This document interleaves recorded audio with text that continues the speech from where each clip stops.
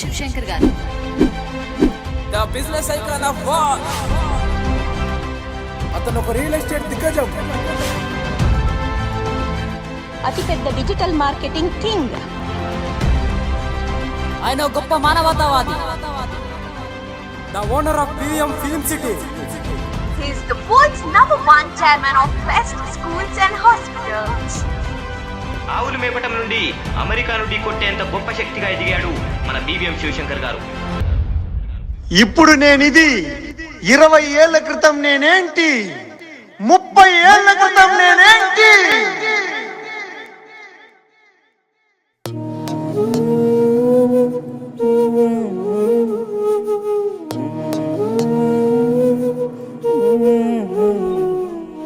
అమ్మ గీసిన బొమ్మను నేను